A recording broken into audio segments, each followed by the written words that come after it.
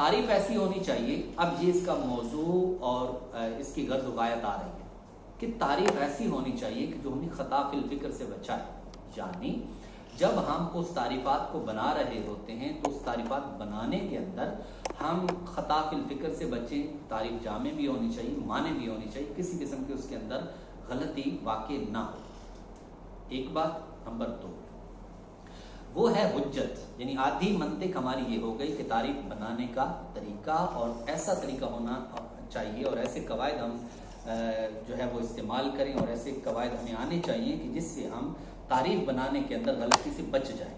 Number 2 वो है दलील बनाने का तरीका, कि दलील जब हम कायम करें अपने दावे पर, तो दावे पर जब हम दलील कायम करें तो दलील ऐसी होनी चाहिए जो परफेक्ट होनी चाहिए, दलीलें सही होनी चाहिए, दलीलें फासिद नहीं होनी चाहिए। तो वो कौन से कवायद हैं कि जिसकी बुनियाद पर हम दलील को फासिद होने या फिर हम दलील को बनाने के अंदर खता फिल फिक्र से बच जाए, खता से बच जाए। लिहाजा अब खुलासे कलाम ये हुआ कि मंतिक की सादा तारीफ पहचान वो ये हुई कि मंतिक के अंदर हम 2 चीज़ों को सीखते हैं। नंबर 1 तारीफ बनाने का तरीका और नंबर 2 दलील बनाने का तरीका। अब आप गौर कीजिएगा, आप जो उलूम पढ़ाते हैं, आप कुरान पढ़ाते हैं, तफसीर पढ़ाते हैं, हदीस पढ़ाते हैं, उसूल हदीस पढ़ाते हैं, उसूल तफसीर पढ़ाते हैं, आप मंतिक, बलागत, कोई भी कायनात के अंदर फ़न, चाहे उसका ताल्लुक साइंस के साथ है, चाहे उसका ताल्लुक किसी और फ़न के साथ है, चाहे वो दुनियावी की कोई फ़न है, चाहे वो दीनी फ़न है, उसके अंदर मुझे बताइए वो कौन सा फ़न है कि जहाँ पे हमें तारीफ की आदत नहीं पड़ती। डेफिनेशन। वो कौन सा फ़न है जहाँ पर हमें अपने दावे पर दलील नहीं देनी होती। अब अगर हम किसी तालिब इल्म को या किसी को हम ये कहते हैं कि यार मैं आपको मंतिक पढ़ाता हूँ, और जब मैं उसको ये कहता हूँ मंतिक पढ़ाता हूँ, वो कहता है हज़रत साहब माजरत, वो हाथ जोड़ लेता है, हमने नहीं पढ़नी, ये बड़ा खुश्क मौजू है। अच्छा भाई, और अगर उसको एक दूसरे अल्फाज के साथ आप कह दें कि भाईजान मैं आपको तारीफ कैसे बनाई जाती है, तारीफ को परफेक्ट कैसे बनाया जाता है, जामे माने कैसा बनाया जाता है, ये आपको मैं बनाने का तरीका बताता हूँ, क्या पढ़ेंगे? वो भाग के आएगा आपके पास। और अगर आप उसको कहेंगे भाई मैं आपको दलील कायम करने का बेहतरीन तरीका, असल जो तरीका है वो मैं आपको बताना चाहता हूँ, तो मेरे ख्याल में वो भाग के आएगा, नहीं नहीं यार इसकी मुझे हाजत है।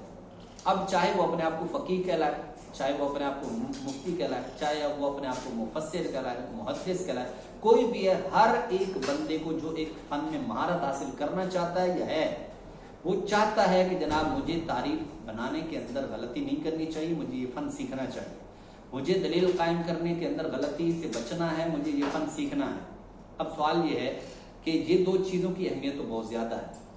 अब वो कायनात के अंदर कौन सा फन है कि जिसके अंदर ये 2 अहम तरीन चीज़ें हैं कि जो हमें सीखनी चाहिए।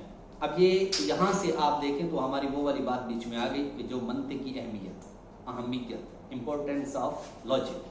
तो अब ये आप देखें तो हमारे पास ये 2 चीज़ें, इसी से आपको पता चल गया, इसकी अहमियत का पता चल गया कि जनाब मुअर्रिफ तारीफ बनाने का तरीका और दलील बनाने का तरीका, जिसकी तो बहुत हाजत पड़ती है, लिहाजा मंतिक की हमें क्या पड़ेगी, बहुत ज़्यादा हाजत। अब चूँकि वक्त हमारे पास मुख्तसर है, मैंने ऐसा करना है कि जनाब मैं आपको ये मुअर्रिफ, ये जो तारीफ है, ये बनाने का तरीका इल्म मंतिक के अंदर जो हम पढ़ते हैं और एंड पे जाकर जो उसका रिजल्ट और नतीजा होता है वो मैं आपके सामने रखने लगा हूँ। और अगर आपने, या हम सब इसके अंदर शामिल हैं, अगर इसकी तरफ तवज्जो कर ली और तालिब इल्म को आपने अगर ये तरीका बता दिया कि तारीफ ऐसे बनाई जाती है, मैं दावे के साथ कहता हूँ, अगर उसका इल्म के अंदर कोई भी इल्म है, अपना दर्स निज़ामी के जैसे इल्म है, इसके अंदर अगर ज़ौक़ पैदा ना हो तो आप मुझे आकर कहिएगा नहीं उस्ताद जी आपके तो मैं उस्ताद नहीं हूँ, लेकिन ये है कि आप मुझे कह सकते हैं कि आपने बात सही नहीं की थी। ठीक है, तो इसलिए आपने ये चीज़ जहन में रखनी है कि अब भी जो चीज़ मैं आपके सामने रख रहा हूँ आपने तालिब इल्म को पढ़ानी है, और खाली पढ़ानी नहीं है, खाली बता नहीं देना कि भाई ये तरीका होता है तारीफ बनाने का। ये अंदाज मेरे ख्याल में सही नहीं है। मैंने इसको यूँ समझा है जैसे हम किसी को बताते हैं कि भाई कार किस तरह ड्राइव की जाती है जब बाइक किस तरह ड्राइव की जाती है और हम उसको तरीका बता दें कि भाई ये गियर है, ये जनाब उसका ये हैंडल है, या ये उसका जो है वो स्टीयरिंग है, और इस तरह गियर लगाया जाता है, इस तरीके से जनाब जो है वो गाड़ी को ड्राइव किया जाता है। तो भाई इस तरह बता देने से आम तौर पर ये है कि वो लोग नहीं उसको, हमारे तालिब इल्म उसको लेते नहीं है। बल्कि हमने क्या करना होता है, हमने ये करना होता है कि बाकायदा तौर पर हमने क्या करना होता है कि हम बाकायदा तौर पर उंगली पकड़कर तालिब इल्म को वो काम करवाएं। जब तक हम इस चीज की तरफ नहीं आएंगे उस वक्त तक जो है वो हम तालिब इल्मों के अंदर दिलचस्पी पैदा नहीं कर पाएंगे, और उससे पहले मुझे खुद करना होगा। अच्छा, अब हम अपने मकसूद की तरफ आते हैं, और मैं ये चाहता हूं कि जनाब मैं तारीफ बनाऊं, और तारीफ बनाने का जो तरीका है वो मुझे पता चल जाए। अगर आप गौर करें तो पूरी मंतिक के अगर असबाब को अगर आप लेंगे ना, उन असबाब के अंदर आखिर के अंदर दो चीजें आएंगी। एक ये है कि उसमें मुअर्रिफ है, मुअर्रिफ का बयान है, और आखिर के अंदर जाकर हुज्जत का बयान है। अब जो मुअर्रिफ है इसी को आज हमने लेना है, और एक अच्छे अंदाज के साथ सादा अल्फाज के अंदर हमने एक तारीफ बनाने का या कई तारीफात बनाने का हम तरीका जो है वो आज सीखेंगे। देखें, जो तारीफ होती है बुनियादी तौर पर वो चार तरह की होती है। नंबर एक, इसको हम हद्दे ताम कहते हैं, हद्दे नाकिस, रस्म ताम, रस्म नाकिस। अब आपने इससे भी परेशान नहीं होना। बालवक़्त यूँ होता है कि ये जब इस्तिलाहात सामने आती हैं तो चूँकि बालवक़्त इस्तिलाहात वो ज़हन के अंदर उनकी तारीफ़ें नहीं होती, तो बालवक़्त ये भी होता है कि यार ये तो मुझे मेरे जहन में भी नहीं है। तो मैं गुजारिश करूँगा कि मैं इस अंदाज के साथ लेके चल रहा हूँ कि अगर किसी के जहन के अंदर कुछ भी नहीं है, हत्ता कि वो अगर उसने दरस नामी नहीं भी किया हुआ, तो तब भी अगर वो इस लेक्चर को सुनेगा तो मुझे उम्मीद है कि वो इस कोई भी तारीफ बनाने का तरीका उसको आ जाएगा। तो लिहाजा ये हद्दे ताम, हद्दे नाकिस, रस्म ताम, रस्म नाकिस ये क्या है, इसको यहाँ पर वही जो किताबी बातें हैं मैंने यहाँ पे लिखी हैं, लेकिन अब इसको कहाँ इस्तेमाल करना है ये चीज असल है, और इसी को मैंने आपके सामने बयान करना है। देखें, तारीफ बनाने के हुए चार तरीके। नंबर एक हद्दे ताम, नंबर दो हद्दे नाकिस, नंबर तीन रस्म ताम, और नंबर चार रस्म नाकिस। हद्दे ताम क्या होती है? अक्सर तौर पर जो हम किताबों के अंदर तारीफें पढ़ते हैं वो तारीफें होती हैं हद्दे ताम। मसलन आपने हिदायतुन नहव पढ़ी है, जाहिर सी बात है, तो वहां पर लिखा हुआ हद्दुल इस्मी, हद्दुल फ़िअली, हद्दुल हर्फी, यूं लिखा हुआ है। या इस तरह दीगर किताबों के अंदर भी लफ्ज़ हद इस्तेमाल होता है। उस हद से मुराद होता है हद्दे ताम। मुतलकन, जब ये बहुत अहम जुमला है, मुतलकन जब हद बोलेंगे उससे मुराद होगा हद्दे ताम जी, यानी वो तारीफ के जो जिनसे करीब और फसले करीब से मिलकर बनी है। ये फसले करीब, जिनसे करीब, ये क्या है, ये आगे आ रही है। अगर किसी ने इसकी तारीफ नहीं भी याद की ना तो उसको भी पहचान हो जाएगी जिनसे करीब होती क्या है, या फसले करीब क्या होती है। ठीक है, तो हद्दे ताम हो गई हमारे पास। हद्दे ताम क्या है? जिनसे वो तारीफ होती है कि जो जिनसे करीब और फसले करीब से मिलकर बने।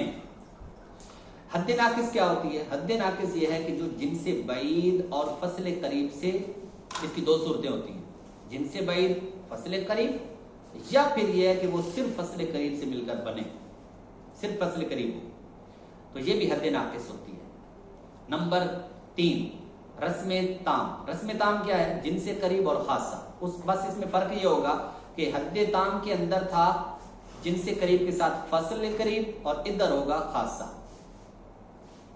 उसके बाद हद्दे नाकिस, हद्दे ताम के अलावा हद्दे नाकिस, इसके अंदर वही वाली सूरतें होंगी, यानी जहां पर हद के अंदर फसल इस्तेमाल होगी, जबकि रस्म के अंदर सिर्फ और सिर्फ खासा, यानी जिनसे करीब है या इसके अलावा यानी फसल की जगह पर खासा इस्तेमाल होगा। तो इस तरीके से ये रस्म ताम और रस्म नाकिस हो गई। अब यहां पर हम देखते हैं कि जनाब ये जो चीजें हैं ये कहाँ इस्तेमाल होती हैं, कैसे इस्तेमाल होती हैं, और खुद हम किसी भी तारीफ को बनाने के लिए जब हम आगे बढ़ते हैं तो किस तरीके से बना सकते हैं। आगे बढ़ते हैं, याद रखिएगा ये चंद जुमले वो हैं कि जो किसी भी इल्म के अंदर आपको महारत हासिल करने के लिए ये इक्सीर साबित होंगे। ये चंद जुमले जो मैं अभी आपको अर्ज कर रहा हूं, तवज्जो कीजिएगा। कोई भी इल्म है जब तक आप उसको इस शक्ल के अंदर नहीं लाएंगे, उस वक्त तक आप किसी इल्म के अंदर महारत हासिल नहीं कर सकते। ये जुमला बहुत भारी जुमला बोल दिया मैंने। जब तक किसी भी इल्म को आप इस शक्ल के अंदर नहीं लाएंगे, जिसको आप नक्शा कहते हैं, जब तक इस शक्ल में नहीं लाएंगे, उस वक्त तक आप उस फन के अंदर महारत हासिल नहीं कर सकते। ये मैंने क्यों कहा है, अब इसकी मैं थोड़ी वजाहत करूंगा। वजह उसकी ये है कि जितने भी उलूम हैं वो सारे के सारे, उनकी बुनियाद यही चीज होती है, नक्शा होता है। कैसे? मैं इसकी एक मिसाल सादा सी देता हूँ। ये कंप्यूटर मेरे सामने रखा हुआ है, लैपटॉप है। इसको जब हम ओपन करते हैं, इसको हम कहते हैं कंप्यूटर। कंप्यूटर कितनी चीजों पर मुश्तमिल है जी? इन चीजों पर मुश्तमिल है। फर्ज करें लफ्ज की जगह पर, ये जो आपके सामने नक्शा है ना, उसकी जगह पर कंप्यूटर लिखा हुआ है। कंप्यूटर कितनी चीजों पर मुश्तमिल है? फर्ज करें आप कहेंगे कि एक हार्ड ड्राइव है और एक दीगर कुछ चीजें हैं उस पर। ये मैं समझाने के लिए कह रहा हूं, ये 18 चीजें भी हो सकती हैं कि 18 चीजों पर मुश्तमिल है। फिर हार्ड ड्राइव को हम मजीद जो है डिवाइड करते हैं, हम कहते हैं जी वो उसके अंदर 3 चीजें हैं। मिसाल के तौर पर हमने उसकी 3 ड्राइव्स बनाई हैं। नंबर 1 C है, D है, E है, तो हम यहाँ पर 3 लिख देंगे। तो अगर आप गौर करें तो इसी तरीके से फर्ज करें कि आपने D के अंदर कोई एक फाइल रखी हुई है, या उसके अंदर एक फोल्डर रखा हुआ है। फोल्डर किसका? जी PDF जो बुक्स हैं उनका। आपने PDF बुक्स का रखा है, तो अब आप उस PDF, उस D के अंदर PDF जो आ गया है फोल्डर, आप वहां पे चले गए। वहां से फिर आपने जनाब क्लिक किया तो अंदर आपने कोई एक फाइल रखी हुई है। फर्ज करें कि वो इल्म मंतिक की कोई एक किताब है, वो रखी हुई है, निसाबुल मंतिक है, वो रखी हुई है। तो आप देखें कि यहां पर कंप्यूटर है, कंप्यूटर के बाद जनाब ड्राइव है, ड्राइव के अंदर फिर D ड्राइव है, उसके अंदर फिर जनाब नीचे ये आप ऊपर से नीचे की तरफ जो आ रहे हैं ना, ये चीजें क्या है? ये बेसिकली ये तकसीम कारी है। सादा अल्फाज जो आप इसके लिए इस्तेमाल करें ना, वो तकसीम कारी है। आप दावत इस्लामी को देख लें, दावत इस्लामी क्या है? उससे ऊपर अहले सुन्नत है। भाई अहले सुन्नत है, उसके ऊपर नीचे आए, मैं उससे भी ऊपर चला जाता हूं। मसलन एक मुस्लिम है, मुसलमान, मुसलमान के नीचे आप देखें तो 3 तरह के जो है वो पार्टीशंस है। कौन सी? नंबर 1 जी अहले सुन्नत है, नंबर 2 खवारिज है, नंबर 3 रवाफिज है। फिर अहले सुन्नत के अंदर नीचे आए तो उसके अंदर दावत इस्लामी है। दावत इस्लामी के तहत आप देखें तो जनाब इतने शोबाजात हैं, 105 हैं, 110, मिसाल दे रहा हूँ, 100 जो है शोबाजात हैं। अब उसके बाद जनाब एक शोबा दर्स निज़ामी है, दर्स निज़ामी के अंदर आए आप। यूं करते करते ये सारा जो प्रोसेस आपका चल रहा है, ये क्या है? ये तकसीम कारी है। इसी को हम जब इसके अंदर मंते के अंदर इस्तेमाल करते हैं तो इसी को हम कह रहे होते हैं वजह हस्र। क्या कह रहे होते हैं? वजह हस्र। इसका एक और नाम है दलील हस्र, वजहुल इन्हिसार। इस तरह के अल्फाज होते हैं जो इस्तेमाल होते हैं।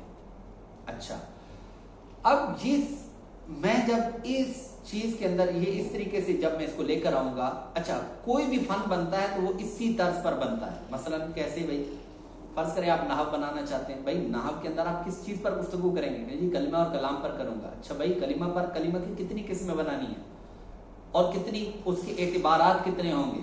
अच्छा जी कलाम है, उसकी कितनी किस्में हैं, उसके एतबारात कितने होंगे? आप देखें तो ये सारी की सारी तकसीम कारी जो आप करते हैं, ये वही चीज है जो अभी मैंने आपको अर्ज किया कि जिसकी बुनियाद पर कोई भी फन होता है, कोई भी तंजीम होती है, कोई भी इदारा होता है। जो पूरी दुनिया को देखे ना, हमारी जमीन है, इसको भी आप देखें तो ये भी इसी पर सारी बनी हुई है। तो लिहाजा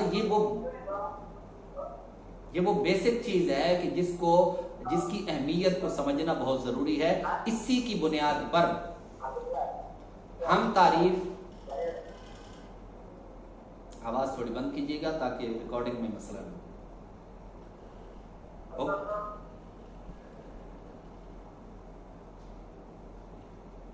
हो गई?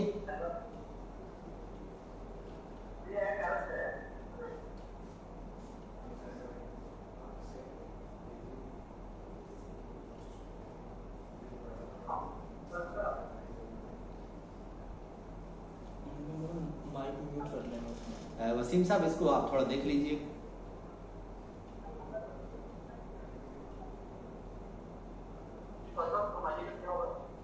ये बीच में आवाज आ रही है।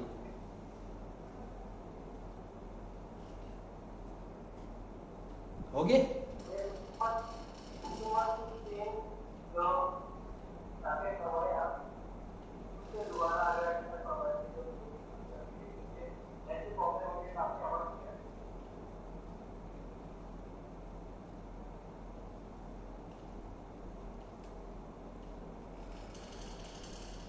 शुरू करें? जी, तो मैं अर्ज कर रहा था कि ये जितनी भी ये जो नक्शा है ना, इसी नक्शे की बुनियाद पर कोई भी फन बनता है, कोई भी तंजीम बनती है, कोई भी इदारा बनता है, इसी की बुनियाद पर सब कुछ होता है। लेकिन हमने करना क्या है, इसके अंदर थोड़ा सा फर्क आएगा। वो ये है कि इसके दो अंदाज हैं।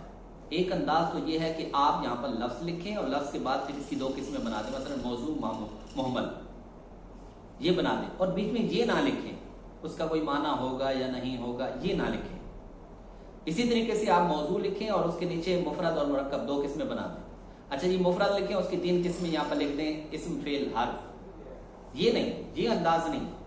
हमने इसको खाली नक्शा कहेंगे, लेकिन जब बीच में हम ये लिखेंगे ना कि उसका कोई माना होगा या नहीं होगा, ये बहुत अहम चीज है जो आगे मैं आपको इस पर अर्ज करूंगा कि ये क्या चीज है और इसका फायदा क्या है। ये बेसिकली दलील है, ये दलील है और इसको जिक्र करना बहुत जरूरी है। हम जो दलील हसर कहते हैं, वो दलील इसी की बुनियाद पर कहते हैं कि ये दलील बीच में होगी तो तब ही जाकर ये हमारा ये दलील बनेगी, वरना नहीं होगी। अच्छा, बड़ी दिलचस्प बातें आ रही हैं। अब हम ऐसा करते हैं कि कोई भी फन है उसको इसी तर्ज पर आप लिखें। कोई भी फन होगा वो इसी तर्ज पर लिखा होता है। यहां पर मैं एक जिमनी बात भी अर्ज कर दूं, वो ये है कि बाज़ औक़ात हम सोचते हैं कि यार ये नाह मीर एक किताब है, ये सैयद मीर शरीफ जुरजानी रहमतुल्लाह अलैह की लिखी, इसी तरह सरफ मीर है। ये बुजुर्गों ने छोटी छोटी किताबें लिखी हैं, बिल्कुल चंद सफ़ात की किताबें हैं। तो क्या उनके पास मवाद नहीं था? क्या है कि जिसकी बुनियाद पर उन्होंने ये छोटी छोटी चंद सफ़ात पर एक जामे माने किताब लिखी? वजह क्या थी? वजह ये होती है कि वो जो किताब लिखते हैं वो इसी वजह हसर पर लिखते हैं। चूंकि हमारी तवज्जो इन चीजों की तरफ नहीं होती तो इस वजह से हम उनको समझ नहीं पाते। और यही हुआ कि जब शुरू के अंदर हमारे यहाँ निसाब के अंदर ये नाहमीर को रखा गया ना, तो कुछ असातिज़ा ने उसको 1 महीने के अंदर पढ़ा दिया। वो कहते हैं जी अब हमें मजीद कुछ दिया जाए कि जो हम पढ़ाएं तालिब इल्मों को। तो वो असल में पता नहीं था कि किस अंदाज से पढ़ाना है, किस अंदाज से नहीं पढ़ाना। तो वो किताब मुख्तसर जरूर है, लेकिन वो इल्म का खजाना किस तौर पर है कि उन्होंने उसको वजह हसर की शक्ल में लिखा है। इसी तरीके से जितनी भी मुख्तसर जो किताबें होती है ना, वो वजह हसर में होती है, हमें पता नहीं होता, तवज्जो नहीं होती हमारी। मसलन मिरकात है, वो पूरी एक वजह हसर की शक्ल में, पूरी की पूरी किताब जो है ना वो वजह हसर में होती है। अच्छा, अब आइए हम जरा इस तारीफ को बनाने की कोशिश करते हैं और इसको समझते हैं कि ये जो नक्शा जो आमतौर पे हमारे सामने होता है, लेकिन इसके अंदर गहराई क्या है, इससे हमें फवायद कितने हासिल होंगे, उन फवायद पे आप जरा तवज्जो कीजिएगा। और ये भी आपको मैं अर्ज करूंगा कि ये जो MCQs होते हैं ना, जो हमारे यहाँ आजकल ये जारी हुए हैं कि जनाब इम्तिहान का एक तरीका ये भी है कि MCQs हम रखते हैं, ऑप्शन देते हैं, स्टूडेंट जो है उसमें वो किसी एक पर क्लिक करेगा तो यूं करके हम उसका इम्तिहान ले रहे होते हैं, वो भी यहाँ पे आएगा। और बड़े मजे की बात है कि ये तरीका हमने अहले यूरोप से लिया, लेकिन अहले यूरोप ने ये तरीका हमसे लिया था, हमसे नहीं हमारे उलमा से लिया था, हमारे उलमा से लिया था। उन्होंने इसके अंदर कुछ कमी कर दी और फिर उस कमी को आज हम ले रहे हैं। चलिए आप देखते हैं आगे क्या होता है। देखिए जरा, लफ्ज है, हमने कहा लफ्ज क्या होता है? इंसान जिसका तलफ़ुज़ करे, यानी मा यतलफ़्फ़ज़ु बिहिल इंसान। आगे हमने लिखा कि उसका कोई माना होगा या नहीं होगा। अगर उसका माना है तो मौजू है, नहीं है तो मुहम्मल है। फिर जो मौजू है दुआल से खाली नहीं, एक माना होगा या ज़ायद। अच्छा, एक माना यहाँ पर जो मैंने किया है और उसका हम तर्जमा कर रहे हैं कि जनाब वो क्या है, उसको हम कह रहे हैं कि ये मुफरद है या कलीमा है। अब इस पर कुछ चीज़ें ऐसी होती हैं, कुछ कुयूदात ऐसी होती हैं कि वो यहाँ पर मलहूज होनी चाहिए, लेकिन फिल वक्त मैं उनकी तरफ नहीं जाना चाह रहा, ये एक डिस्क्लेमर है। तो लिहाजा मौजू जो कलीमा मौजू है वो दो हाथ से खाली नहीं, यानी उसका कोई माना होगा या नहीं होगा। माना होगा या नहीं होगा मौजू है, और अगर एक माना है होगा या जायद माना होगा, एक माना होगा तो मुफरद या कलीमा है, और अगर जायद है तो मुरक्कब है। ठीक है, फिर अगर कलीमा है तो दो हाथ से खाली नहीं, उसका वो अपना माना देने में दूसरे का मोहताज होगा या नहीं, अगर है तो हर्फ है, नहीं है तो दो हाथ से खाली नहीं, उसमें जमाना होगा या नहीं, अगर है तो फेल है, नहीं है तो इस्म। ये मैंने मुख्तसर अल्फाज में इसको बयान किया। ये क्या है, इसको हमने देखना है। सबसे पहले जो भी नीचे तकसीम हम जिस लफ्ज की कर रहे हैं, मिसाल के तौर पर हम कलीमा की तकसीम कर रहे हैं, कलीमा की तकसीम कर रहे हैं, और इसकी कितनी किस्में दी? 3 किस्में, इस्म है, फेल है, हर्फ है। तो ये जो कलीमा है ये है जिनसे करीब, जिसको हम मकसिम कहते हैं, मकसम नहीं, मकसिम जिसको हम कहते हैं, ये क्या है? ये इसको हम कहते हैं जिनसे करीब। फर्क किसकी है ये जिनसे करीब? ये हर्फ की जिनसे करीब है, ये फेल की जिनसे करीब है, ये इस्म की जिनसे करीब है। आगे देखिए, ये जो हर्फ है इसकी एक और जिन, यानी ये किस्म है किसकी? ये कलीमा की किस्म है, ये मुफरद की किस्म है। फेल किसकी किस्म है जी? ये कलीमा और मुफरद की, कलीमा मुफरद। और इसी तरीके से इस्म ये किसकी किस्म है? ये कलीमा और मुफरद। ये उसकी जिनसे करीब इसकी क्या है जी? कलीमा। अच्छा, जिनसे बईद क्या है? जिनसे बईद ऊपर है। फर्ज करें ये लफ्ज मौजू जो है ये जिनसे बईद हो गई। इसी तरह लफ्ज है, ये भी जिनसे बईद हो गई। यानी जो जिसकी ये करीबी किस्म है उसको हम कहेंगे कि ये जिनसे करीब है, और इसके ऊपर वाली जितनी उसके मकसिम बनते जाएंगे वो सारे के सारे अजनासे बईदा हो जाएंगे। और ये जो जिनसे करीब, जिनसे बईद, फसले करीब, फसले बईद, खासा, अर्ज़ आम वगैरह, ये जितनी भी चीजें इस्तेमाल होती हैं ये यहाँ पे इस्तेमाल होती हैं। बाद औक़ात हमें भी पता नहीं होता कि जनाब ये जो मंतिक़ के अंदर ये चीजें इस्तेमाल होती हैं इनका इस्तेमाल कहाँ पे होगा, तो वो असल के अंदर यहाँ पे उनका इस्तेमाल है। अब देखिए जरा, अब मैं चाहता हूं, अच्छा एक बात तो ये हो गई कि ये जो मकसिम होता है ये है असल के अंदर ये जिनसे करीब है, उससे ऊपर वाला जो मकसिम होगा, जाहिर सी बात है, फर्ज करें कि ये जो फेल को मैं लेता हूं तो कलीमा ये इसका मकसिम हुआ, लेकिन ये मकसिम करीब है, और ऊपर वाला लफ्ज मौजू है, तो लफ्ज मौजू भी ये फेल उसकी भी किस्म है, लेकिन ये उसकी बईद किस्म है। और इसी तरीके से ऊपर लफ्ज पे चले जाएं तो ये और उससे बईद हो जाएगी। तो लिहाजा फेल की जिनसे करीब हुई कलीमा मुफरद, और इसकी अजनासे बईदा लफ्ज मौजू और लफ्ज हुई। ठीक हो गया। अब इसके अंदर एक और चीज हम देखेंगे, वो ये है कि ये जो आ रहा है यानी उसका अगर कोई माना होगा या नहीं होगा।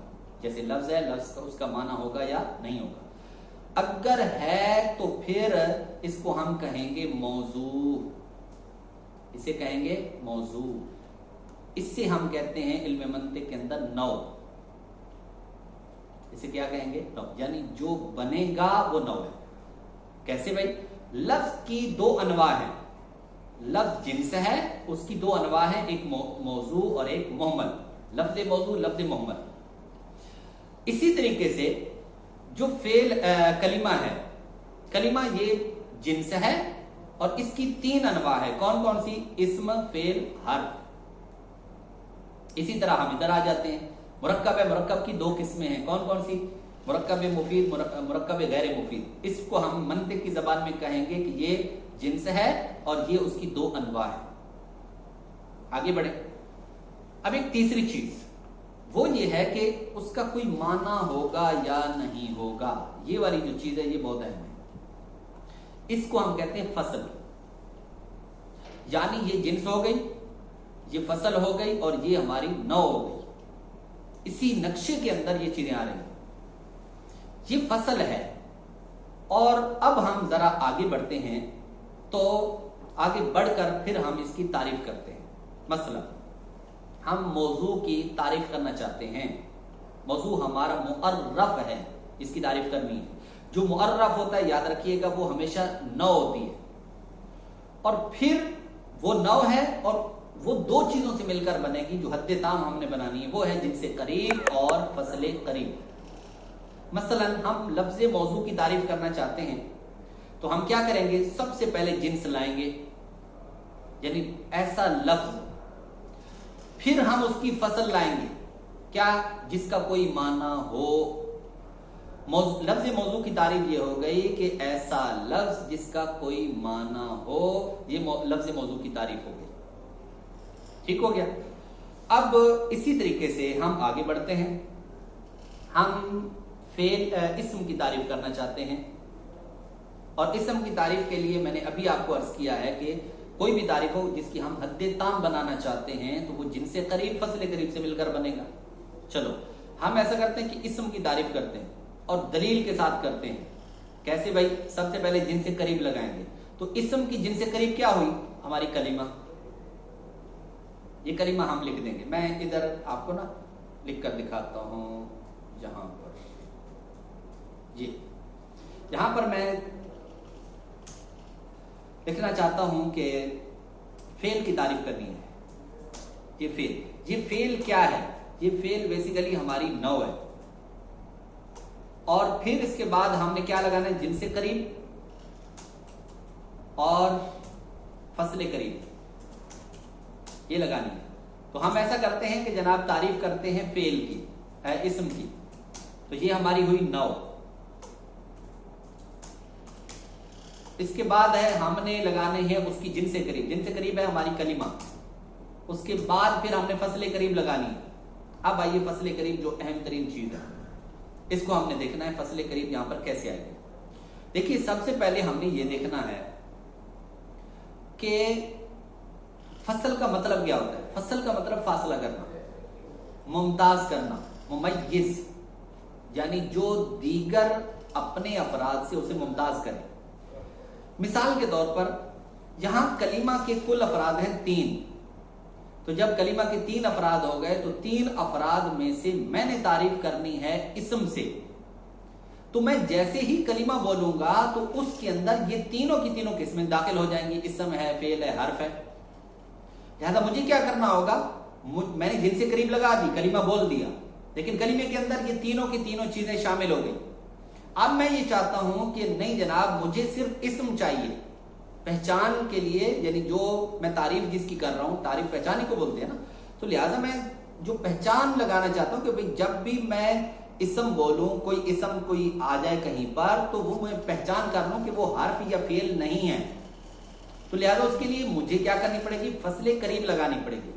तो फसले करीब हमें लगाने के लिए क्या करना पड़ेगा, उस जिन्स के जितने भी, उस जिन्स के जितने अफराद होंगे, जितने उनकी अकसाम होंगी, फर्ज करें कि वो 3 हैं, तो हमने 2 फसलें लगानी होंगी। एक फसल जो उसे मुमताज करे हर्फ से, दूसरी फसल कि जो उसे मुमताज करे फेल से। तो अब ये हमारी तारीफ मुकम्मल हो जाएगी, फसलें करीब कहलाएगी, अगरचे 2 फसलें आई यहां पर। इसी तरीके से फर्ज करें कि कोई एक मकसिम है कि जिसकी किस्में 5 हैं, उनमें से हम किसी एक की तारीफ करना चाहते हैं, तो जिसकी हम तारीफ करना चाहते हैं वो मुअर्रफ है, वो एक फर्द है, और बकिया 4 से हमने उससे मुमताज करना है, तो 4 फसलें लगानी पड़ेंगी, 4 फसलें हमें लगानी पड़ेंगी। तो ये 4 फसलें मिलकर ये जिनसे करीब है। अब आइए हम इस चीज की तरफ चलते हैं कि हम इस्म की तारीफ करना चाह रहे हैं, और इस्म की तारीफ करने के लिए अब हमने क्या करना है कि सबसे पहले हमने बोला जिनसे करीब लगाई, यानी ऐसा कलीमा जिसको हम अपने अंदाज में यूं बोलते हैं। अब छोड़े फिर वक्त हम यही कहते हैं जी कलीमा। नंबर 2 और क्या करना है जी, हमने हर्फ से मुमताज करना है और फेल से मुमताज करना है। तो हर्फ से मुमताज करने के लिए फसल लगानी होगी। मैंने अर्ज किया था ये जिन्स है, ये 9 है, तो ये फसल है। लिहाजा यहां पे हमें क्या करना होगा, यहां पे हमने ये करना है कि हम कहेंगे कि ऐसा कलीमा जो अपना माना देने में दूसरे का मोहताज ना हो, क्योंकि जो मोहताज होता है वो हर्फ है। तो हम जो कि इस्म की तारीफ कर रहे हैं, इस वजह से हम कहेंगे कि ऐसा कलीमा कि जो अपना माना देने में दूसरे का मोहताज ना हो। तो हर्फ से हमारी हो गया एतराज। नंबर 2, अब फेल तो अभी भी दाखिल है, तो अब हम क्या करेंगे, अब हम इसके साथ लगाएंगे कि जनाब एतराज एक और फसल का, कौन सा, कि फेल वो होता है जिसमें कोई जमाना हो, तो अब हम कहेंगे जिसमें कोई जमाना ना हो। तो लिहाजा हमारी तारीख मुकम्मल हो जाएगी, हर्फ से भी एतराज हो जाएगा, फेल से भी एतराज हो जाएगा। आइए जरा हम इसको देखते हैं। मसलन कलीमा ये लगा दिया मैंने, अब फसले करीब लगाना चाहता हूं तो अब हर्फ से पहले एतराज करने के लिए मैं कहूंगा कि जिसमें अपना माना देने में दूसरे का मोहताज ना हो। ये एक हो गई। नंबर 2, अब हमने फेल से एतराज करना है कि जिसमें कोई जमाना हो ना हो। ये अब इसको हम सादा अल्फाज में लिखेंगे। वो क्या है? ऐसा कलीमा जो अपना माना देने में दूसरे का मोहताज ना हो और उसमें कोई जमाना ना पाया जाए। ये हो गया जनाब हमारी तारीफ। और ये तारीफ कौन सी है? ये हमारी तारीफ है जी हद्दे ताम। ये हद्दे ताम है। अब आप गौर करें कि किस तरीके पर दलील के साथ हमने एक तारीफ को बनाया है। अब हम चाहते हैं कि हद्दे ताम फेल की तारीफ करें। चलो जी, ये फेल की तारीफ है। अब इसकी जिनसे करीब क्या होगी? कलीमा, ऐसा कलीमा। नंबर 2, हर से एतराज करना है, फसल लगानी है, जो अपना माना देने में दूसरे का मोहताज ना हो और कोई जमाना पाया जाए।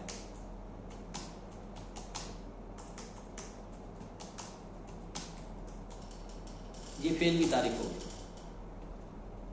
हर्फ की तारीफ करना चाहता हूं। हर्फ,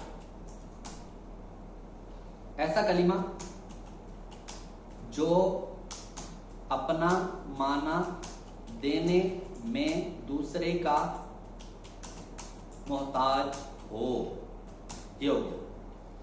अच्छा, अब यहां पर जैसे मैंने ये लिखा ना, तो अब अगर मैं साथ ये नहीं लगाता कि 3 जमानों में से कोई उसमें मदद के 3 जमानों में से उसमें कोई जमाना ना पाया जाए, ये अगर नहीं भी कहूंगा तो कोई हर्ज नहीं। क्यों? इसलिए कि जो फेल होता है, जैसे ही मैंने ये कहा कि अपना माना देने में दूसरे का मोहताज हो, तो बकिया दोनों किस्में बीच में से निकल गई, क्योंकि वो है कि जिनमें वो अपना माना देने में दूसरे के मोहताज नहीं होते। तो लिहाजा इतनी तारीफ करना भी काफी है। आप देखेंगे किताबों के अंदर या तो ये लिखी होती है और कहीं पर साथ ये भी लिखा होता है उसमें कोई जमाना ना पाया जाए। अब वो जो जमाना ना पाया जाए वो अगर नहीं भी कहेंगे तो कोई हर्ज नहीं है। ठीक है? तो इस तरीके पर ये हमारी है हद्दे ताम। अब हम हद्दे नाकिस बनाना चाहते हैं। हद्दे नाकिस कैसे बनती है? उसमें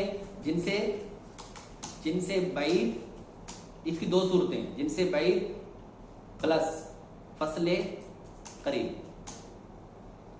अब ये मैंने लगानी है। अब हम जरा नक्शे की तरफ जाएंगे, वहां से इसको चेक करते हैं। मैं क्या करता हूं, मैं इसी इस्म की ही तारीफ करना चाहता हूं। इस्म की ही तारीफ कौन सी? हद्दे नाकिस। और ये भी मोतबर है। कैसे करना चाहता हूं? मसलन मैंने क्या करना है, सबसे पहले जिनसे करीब लगाऊंगा। जिनसे बैद, फर्ज करें मैंने कलीमा नहीं कहा, कलीमा की जगह लफ्ज़ मौजू कह दिया या सिर्फ लफ्ज कह दिया, ये दोनों में से कोई भी कहूंगा, तो ऐसी सूरत के अंदर ये जो तारीफ होगी ये हद्दे नाकिस कहलाएगी। मसलन ये देखिए, मैं यहाँ पे इसकी फेल की तारीफ करना चाहता हूँ, या हर्फ की करता हूँ, फिर फेल की तरफ जाएंगे। हर्फ की तारीफ जिनसे बैद क्या है कि लफ्ज़े मौजू, लफ्ज़े मौजू एस, और फिर उसके बाद क्या है लफ्ज़ मौजू। अब फसले करीब वही वाली कि जो अपना माना देने में दूसरे का मोहताज। ये देखिए, ये हमारी तारीफ जो आई, ये जो तारीफ बनी, ये इसको मैं सादा अल्फाज में लिखता हूं। ऐसा लफ्ज जिसे वज़ा किया गया हो और अपना माना देने में दूसरे का मोहताज हो। ये हमारी तारीफ होगी। लेकिन ये कौन सी? हद्दे नाकिस है। ये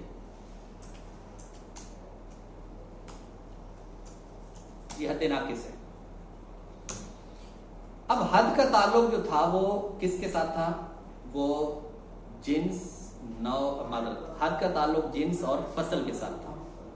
अच्छा, अब मैं यहाँ पर थोड़ा सा रुकूंगा और मैं आपसे गुजारिश करूंगा, यहाँ पे कोई सवाल हो तो आप जरा सवाल कर सकते हैं, खुल के सवाल करें, जिस किस्म का भी सवाल करना चाहते हैं इसी मौजूद से मुताल्लिक आप कर लें, ताकि हम आगे रस्म ताम रस्म नाकिस की तरफ बढ़े।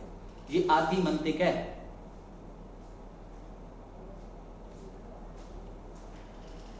सवाल करना है कोई?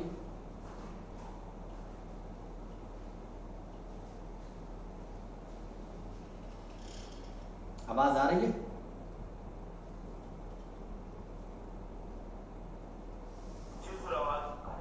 जी, मैंने कहा इस पे कोई सवाल है किसी का?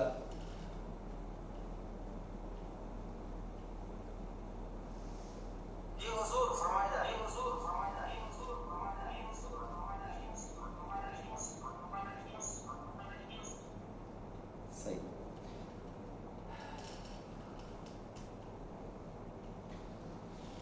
इसके बाद है हमारी हद ताम, रस्म ताम।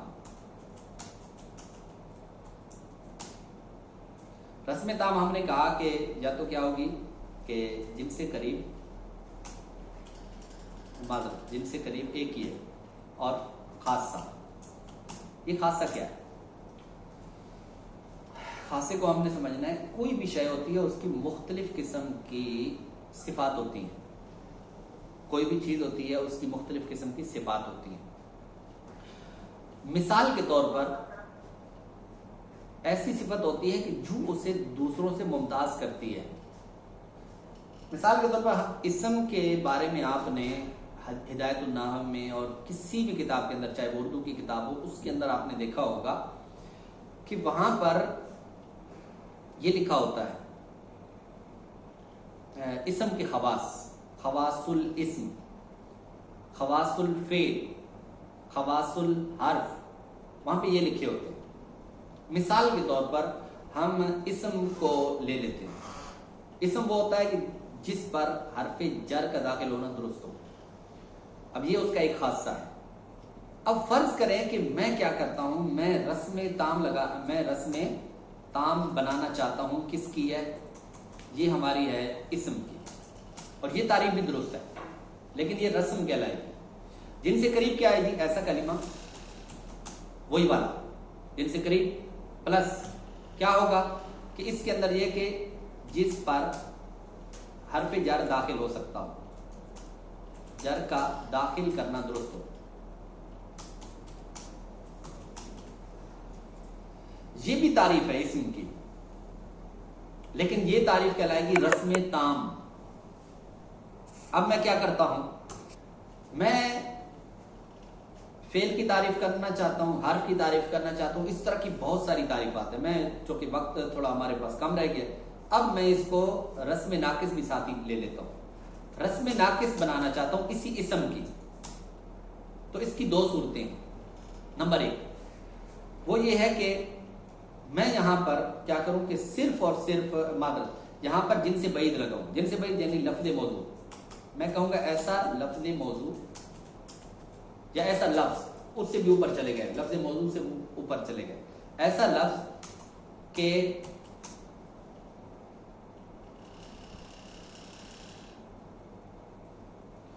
जिस पर हर्फ जर दाखिल करना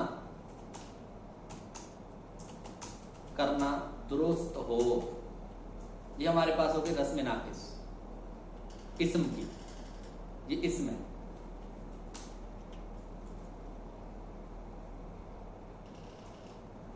ये भी तारीफ दुरुस्त है। इसी तरह एक और है, वो क्या है? ये रस्म नाकिस होगी। इसकी दूसरी सूरत वो ये है कि आप क्या कहें, सिर्फ खासा लगाएं कि इस्म वो है कि जिस पर हर्फे जर का दाखिल करना दुरुस्त हो। ये भी तारीफ है। तो ये चार तरीके से तारीफ हो सकती है, लेकिन आमतौर पर जो हमारे यहाँ तारीफात की जाती हैं वो तारीफात वो हुदूद की जाती हैं। हुदूद से की जाती हैं, रस्म से नहीं की जाती।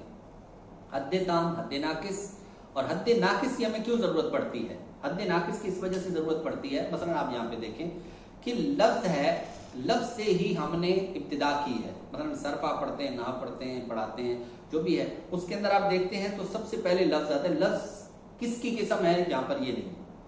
तो इस वजह से जहां पर बिल्कुल इंतहा हो जाती है ना, तो उसके लिए फिर हमें जरूरत पड़ती है। मसलन यहाँ पर लफ्ज की तारीफ क्या है? इंसान जिसका तलफ़ुज़ करे, जहां सिर्फ उसकी फसल है, यहाँ इसकी कोई जिन्स नहीं है। तो इस वजह से यहां हमें जरूरत पड़ी है हद नाकिस लगाने की। ये हद नाकिस है हमारी। और इसके अलावा जितनी भी तकसीमात होती हैं उनकी जो तारीफ होती है वो हद ताम के साथ वो की जा सकती है। ठीक है, तो ये इस तरीके पर ये आधी मंतिक है कि जिसके अंदर हम क्या करते हैं कि कोई भी तारीफ बनाने का तरीका हम बताते हैं। अब आइए जरा इस बात की तरफ कि जनाब जो MCQs होते हैं, MCQs का हकीकी अंदाज क्या होना चाहिए और ये कहाँ से निकला है। असल के अंदर ये चीज़ यहाँ से निकली है, ये यहाँ पे देखें ना, यहाँ से निकली है। मिसाल के तौर पर मैं ले लेता हूँ एक चीज़, लफ्ज़ जैद ले लेता हूँ और जैद के बारे में कहता हूँ कि भाई तालिब इल्म को कहता हूँ कि जैद जो है ये कलिमा की किस्म है जो किया मैंने, और करने के बाद अब मैंने उसको ऑप्शन दे दिए कौन कौन से कि भाई ये इस्म है, नंबर 2 ये फेल है, नंबर 3 ये हर्फ है। अब तालिब इल्म इसके अंदर फर्ज करें कि वो क्या करेगा, तालिब इल्म अपने ज़हन में यही चीज रखेगा और ये चीज रख कर उसने फिर जवाब देना है। और वो चीज क्या है, वो ये फसूल होंगी जो उसके ज़हन के अंदर होंगी। मसलन यहां पर आप देखें तो उसके ज़हन के अंदर ये है कि भाई ये जैद है, ये हर्फ नहीं हो सकता। क्यों नहीं हो सकता? इसलिए कि हर्फ अपना माना देने में दूसरे का मोहताज होता है, जबकि ये जो जैद है ये अपना माना देने में दूसरे का मोहताज नहीं है, खुद अपना माना दे रहा है, लिहाजा ये हर्फ नहीं हो सकता। अब नंबर 2 वो क्या ये फेल है?